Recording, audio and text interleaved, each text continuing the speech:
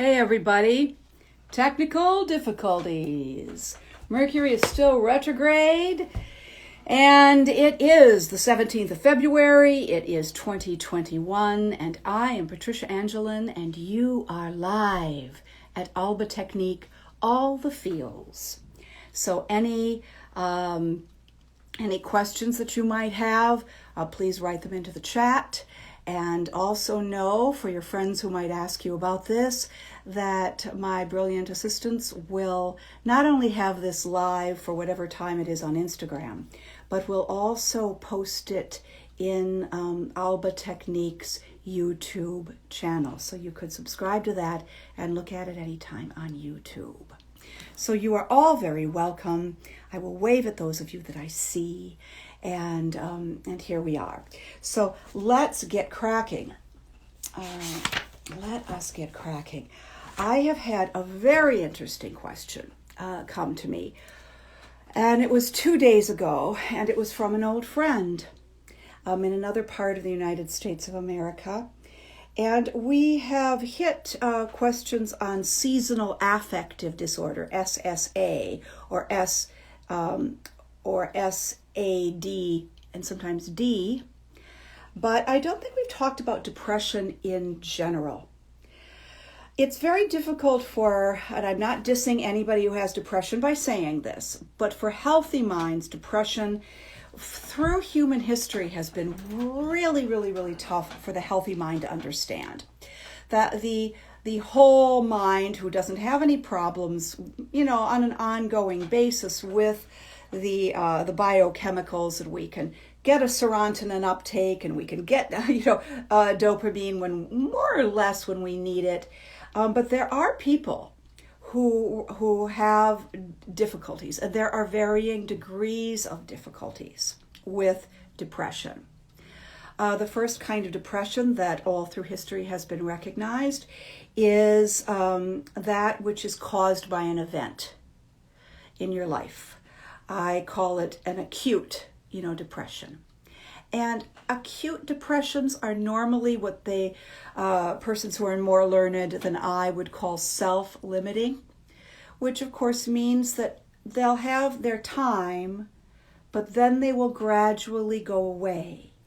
And that would be, when we lose someone who is dear to us, all the way from a beloved pet to a grandparent, to a sibling, to a parent. And that's whether or not your relationship with the beloved person or the family person was a good one or not. We still do have a tendency to get depressed when we lose someone, because when someone dies, there is a loss. We say, sorry for your loss. And that's a very good phrase, because then if I say to you, oh, I am sorry for your loss, I am not defining for you what the loss is.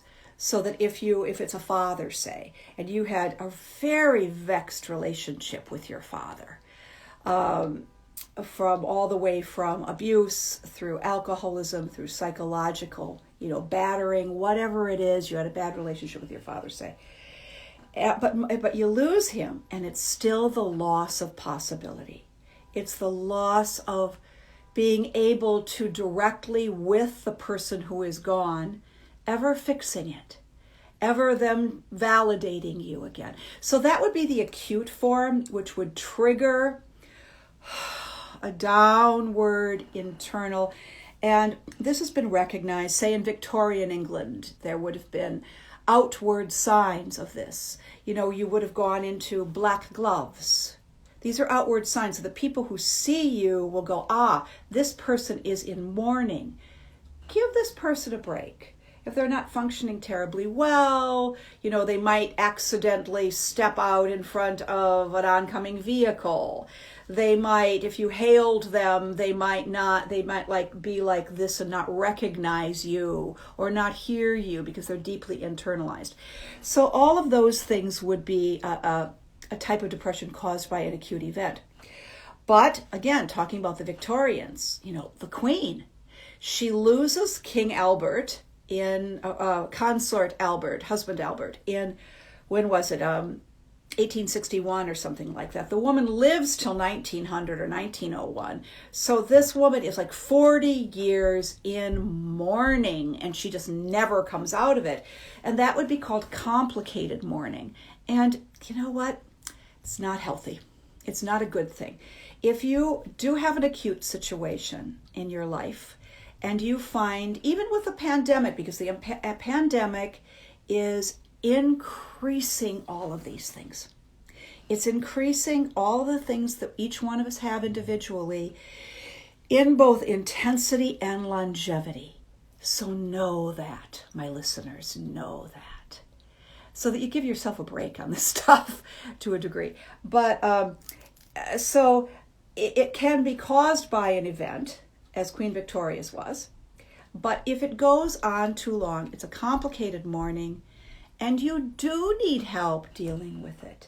There was no help really, back in 1860s through, well, really, no real help until you started getting into the 1960s. And of course, there was Freud in the 1880s. There were a lot of things that started to come. But the understanding of what our brains do was a very mechanical model. And so it went from the historical, just buck up, just buck up. They thought it was a matter of will. You could just be better if you wanted to, if you pulled your attention to something else. And whereas that's not entirely wrong in some situations, in that there are things that you can do, which we have discussed in seasonal affective disorder. There are things you can do. But if this is ongoing and it's not letting up, and if it's an acute situation, it's either constant, or it's not letting you up briefly and then going back, or it's simply lasting too long, then you need to, as they say now, reach out. Reach out. And nobody's telling you that you're crazy if you have depression. Now to make it personal, I would be a person who is, quote, a depressive. Now, what the psychiatrist would mean by that is that I seem to have come into the world, and who we don't know why yet some people come into the world this way, are more prone to clinical depressive states than other persons. Some people never experience a genuinely clinically defined depressive state. Yay! We need you who don't know what this is. But we don't need you to tell us what to feel.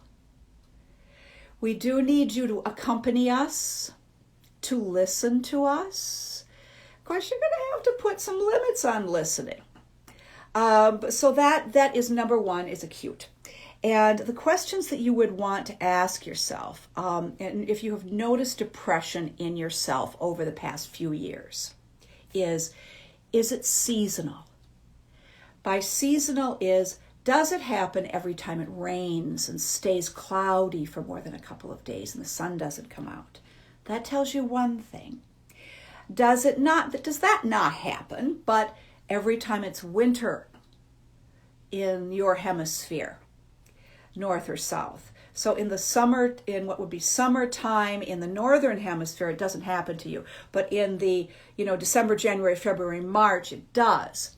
And reversing that in the southern hemisphere, if it is never happens to you in December, January, February, because it's summer in the southern hemisphere, but in June, July, August, and the short days of the year, it does happen to you. You need to ask yourself a certain number of questions. If you just are feeling so low so frequently, and you can't figure out what the reason would be, if you can't figure out what the reason would be for why you are depressed and why it's lasting, and why you just, no matter what you're doing, can't seem to shake it, or not shake it for very long and it recurs, you ask yourself, again, Is it seasonal? Does it recur? How often does it recur? Jot this stuff down, because you're not going to be functioning brilliantly if you're in a depressive state. The thoughts aren't going to come up as quickly. You're going to lose them. And then, of course, if a little anxiety creeps in on top of that, or if one had a level of anxiety underneath it to begin with, oy vey, as they say in New York. These are the questions you ask yourself. And then it's, okay, if it's happening frequently, how bad is it?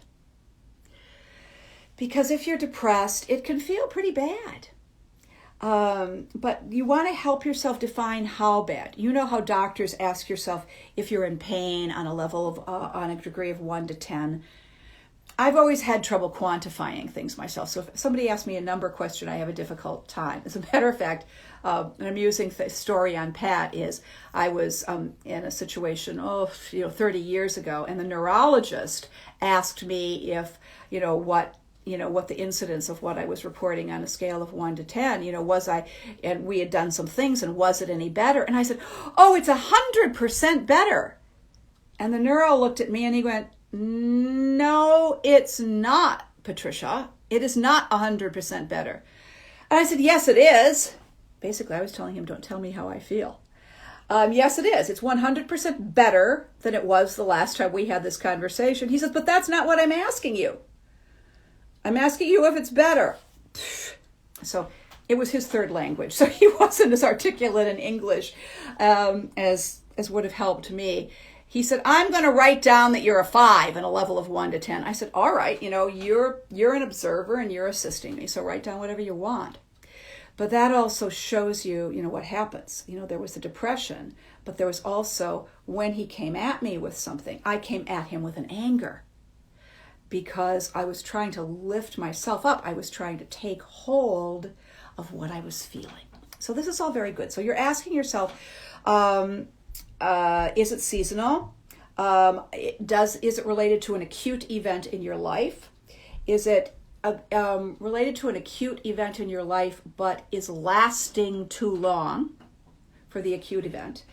Mourning in the Victorian period was divided into 6 months, 1 year, and 2 years. So you could have your black gloves for 6 months, and it was constricting because people were required to do it, and it was hard for some people who were more outgoing, extroverted, as we would say now. That was tough for them, making them stay inward, down, quiet, darkened windows, all of that. It was hard for them. But for most people, it let society outside of yourself know that they had to treat you a little more gently, that they couldn't expect you to be functioning at 100%. So that was helpful. And now, people they give you no quarter. You lose a sibling, and we'll give you 3 days on that. Losing a sibling is a very big deal because you're losing part of your own history. In its way, it's as difficult as losing a parent or a grandparent if you were very close to the grandparent. So then after that, you ask yourself, how functional are you at work? Are you able to get up in the morning? And even though life kind of doesn't feel like it's worth living, do you get up and are you able to get yourself showered and dressed and off to work? So you ask yourself how bad it is. Then you ask yourself, how isolated am I? And this is a great question in this time of pandemic. How isolated am I? Am I talking to people? Am I emailing and texting, people? Am I able to get outside to at least see people in passing? And these are the questions you ask yourself. So if you answer these questions, that you're isolated physically, you're isolated psychologically, then asking yourself these things, you do need, please, you need probably the first line of defense would be a psychologist, a good psychologist. Now, psychologists are not all created equal, any more than anything else. I know that that many people have gone to people with Master of Science degrees or Masters of Social Work degrees. Now, I think there are many MSWs who might be very, very, very good, but they are oriented towards social work. They don't have enough knowledge. Now, my bias is toward MDs. I will tell you that right now, but that is my bias. It is toward MDs. But they don't have to be an MD. A psychiatrist does not have to be your first line of defense. Sometimes all a person needs is an intelligent, reasonably objective outside person. And of course, so that precludes friends. Your first line of defense is certain friends whom you know are accepting of you and knowing are supportive of you. But if it's frequent, we don't want to be burdening our friends, too much for too long. And so if you feel that you might be burdening your friends, it's not that you don't reach out to them, it's that you add someone on your side to the mix. And as I said before, in dealing with coworkers who are volatile, one needs to sometimes trial and error. Sometimes you do a consult with a psychotherapist and you think, you know what, she's just not the right fit for me. I just feel she's not getting me. Or he wants to talk too much himself. And not, you know what I mean. Whatever it is, doesn't matter what it is. If you sense they're not the right fit, thank the person, for the consult, and move on to somebody that you think might be a better fit until you find somebody that you'll know is assisting you. That brings us into, once you figure out what that kind of help you need. The question that was I'm not functioning on all my cylinders today. I wanted to tell you, I just happened to catch a glimpse of myself. This here is because it's Ash Wednesday in my tradition, at the beginning of Lent or of spring, and this is a sign of my wanting to change, of my wanting to amend my life and love myself and others better, and God better, more fully. And that, and it is a reference, biblically, it's a reference to Genesis. And I think the quote is, when they imposed the ashes in the old days, it used to be, "Remember, man, that thou art dust, and unto dust thou shalt return." So that's a sidebar. And in the history of Western painting, if you ever are in a museum and you see somebody contemplating a skull, or a skull on the desk or underneath the table where the person is writing, that's not meant to be macabre. It's meant to be a reminder that this is a thoughtful person.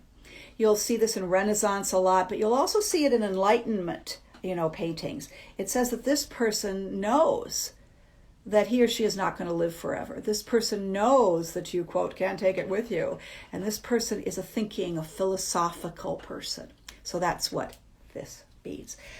So having asked yourself all of these questions, what was the springboard for me deciding today to talk to you about this is a question an old friend asked me 3 days ago. And I will quote it to you. And the question is this: how often in the past 30 years have you found yourself curled up on the floor in a fetal position in a dark room, sobbing your guts out? Whoa! Now that is a question.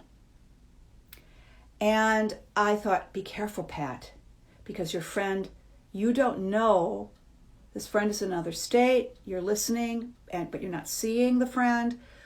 How much in danger is this friend? And asking the friend if there's danger is not going to help in this situation. I intuited that. So I said, well, I am a depressive, but I was reared in a medical family. My mother was a psychiatric nurse, and my dad's best friend was an MD psychiatrist, and so I was reared in asking all of these questions which, as my father would say, good mental health, daughter, good mental health. And he would be talking about a cognitive behavioral thing that I needed to do to, again, quoting my father, watch your attitude, young woman, or mind your tone. And he was a little bit like that, but then I would take that to my mother and I would say, well, what do I do about that? So I am giving you all of these things from not only the Alba emoting work that I've done, and the reading of all the neuro studies and all of the medical journals I have read, etc. The Alba emoting knowledge is what physicalizes this. That's what's new. That's what I hope I will be able to do with you in person as soon as it is possible, either here in New York where I live, or in Ireland where I hope to go at the end of July, or in London where I hope to be or Yorkshire where I hope to be in August. Possibly in Finland in August, who knows? So I'm trying to get to the places where those of you who want to engage in this are. But for now, we're dealing with common sense and what we can do in a pandemic now. So in answer to his question, what I said was, I have made sure that I did not keep count. And I'm not going to ask you to tell me how many times. What I can do is ask you, when you noticed that this phenomenon started in your life, said, was it at puberty? Was it in mid-adolescence? Was it in post-adolescence? Was it in midlife? So these are the kinds of questions I would want to answer you. And many of you are young, so never mind the midlife thing. Even though if you feel like you're in midlife, you're not. And it does make a difference. It is information you need to have, but something that is that serious, that a person is balled up, completely in on oneself, sobbing out the pain of it all and the anger of it all, it would be a very mixed thing probably. But then you have to ask yourself, I have been in that situation. And then I will tell you a little story about one of my sisters. And I don't think she has had this degree of it, as my friend was describing. But she said to me once a few years ago, well, I've just had a pity party. And I've just come out of my pity party. And I just started to laugh because I love that pity party. And I said, ooh, was this a long party? She says, not too bad. I said, do you invite anybody else to your party? Can I come too and help you? And then we both started to laugh, because laughter, of course, if one can do it, even if it's a simple then you kind of go back into it. I have to come out of that now. Laughter's really good. It's really good. Lifts you just that little bit, and lift is the point. So laughter's good. My grandfather, who was also depressive, he used to look at the comic strips every single morning of his life. As he put it, I'm looking for a chuckle.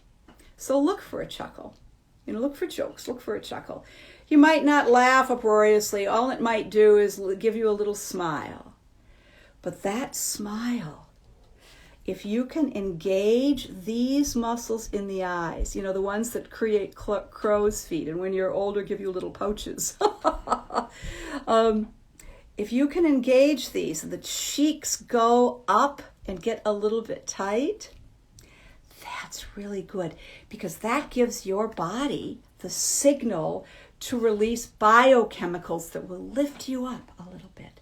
Same thing if you lift up the corners of the mouth. Now, I'm not talking about like this, which might be all that you can manage at a time. Notice how tense that is. My voice just got tense.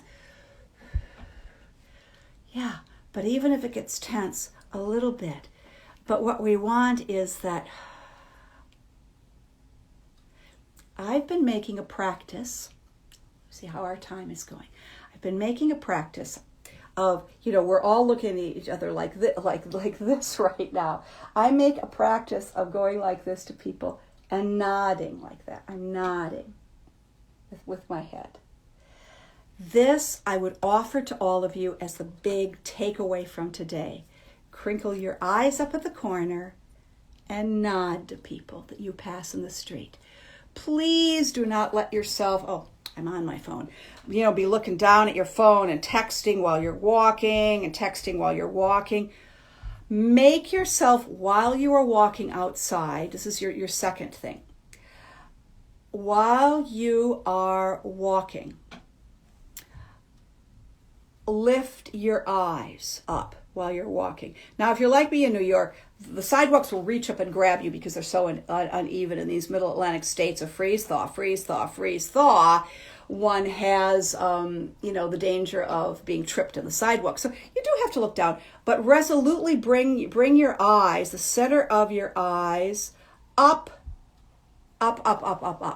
Even if you're looking down, when you have to cross the street, you have to look up. You have to look right and left.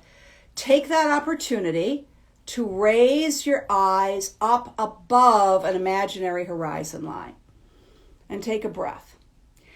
We are way, way, way too much looking down right now. And if you have a tendency toward depression, if you are depressive, or even if you're not, if you're in an acute situation, it will make everything worse. And the more time you spend with your eyes down, the more difficult it's going to be for you to manage on a daily basis without getting very, very angry, which is what things tip over into, and we're all having problems with anyway in the pandemic.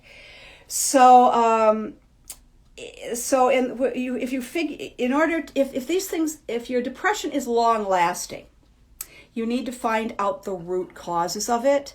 And in order to do that, you're going to need more than talk therapy.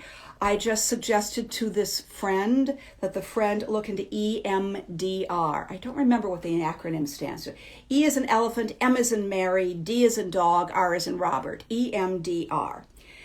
And I have a dear friend in the UK who is a psychologist who deals with trauma as a specialty. And they have figured out how to do EMDR on Zoom. It's not as perfect as being in the room with a psychologist, but it helps. Another thing that I would offer to you before we go is, if you haven't already done so, and you can do this through a licensed psychologist, get a course in, I just forgot what it was named, biofeedback. Biofeedback is one of the best things I ever did for myself in the early 90s. And I was dealing with what turned out to be a tumor in my head, but that wasn't diagnosed for another 10 years. And so I thought, Pat, all the physical symptoms you've got are psychosomatic. Well, they weren't. They were systemic. But I thought, what can I do meanwhile? What can I do to make myself feel better, to make myself able to take hold and move on and all of that? So you want an MD for that, because you might need just a little bit of chemical intervention for a short period of time. So the biochemicals that most people get are assistive toward you. So that's what you need to do. If you find yourself curled up in the floor on the fetal position, that is your excellent body, your very, very smart body telling you that you need a hand up out of the slough of despond. The slough of despond was talked about in an allegory in the 17th century. I wrote it down, 1678, by John Bunyan, in a book called The Pilgrim's Progress. And John Bunyan talked about the slough of despond, which is like a swamp or a bog that we can get into. And I thought, boy, that's really smart, because it describes the feeling like you're being sucked down and like held, and you can't move forward and you can't move backwards and you just can't move. That is the slough of despond. And I've made a joke out of it over the years. Well, I'm a little bit in the slough of despond, but doing great. If you need help with that, getting out of the slough of despond, that's what you do. You look up whenever you can. And if you're down texting a lot and all of that, just I don't know how you do it. Figure it out for yourself, depending upon how much you're looking down. If I would say, if you're like watching movies, for example, in your free time, make sure that you're not, your screen is not down here, so that you're looking down here. Make sure that your screen is either right there or look up. Your screen is like right above your horizon line if you're going to watch a movie. That will help you. I promise you. It's not going to be revelational, but it'll help. All of these things help. So right in here, smiling in the eyes with your mask, nodding at people and looking them in the eye, and having them recognize your humanity, you're recognizing their humanity. That's really, really good. And this is specifical. It's specific to supporting your mental and your emotional health. So those are the things I would have to say about depression, other than as a last caveat, mind, as you'd say in England, or watch, as we'd say in the United States and Canada. Watch that anger response to your depression. Because we can, as they say now, lash out at people, lash out. So mind that, because that's not something we want to do unmindfully, is lash out at other people, because it almost never helps. A lashing out, who wants to be whipped? So you want to pay attention to asking yourself those questions that I gave to you, and then deciding what you can do to lift yourself, or to ask for what kind of a hand to help you be lifted out of the slough of despond. Next week, at the same time, I will see you on Facebook Live, and we will deal with whatever question you might have about all the feels. Thank you so much for being here. Bye-bye. Now I'm trying to figure out how to stop this.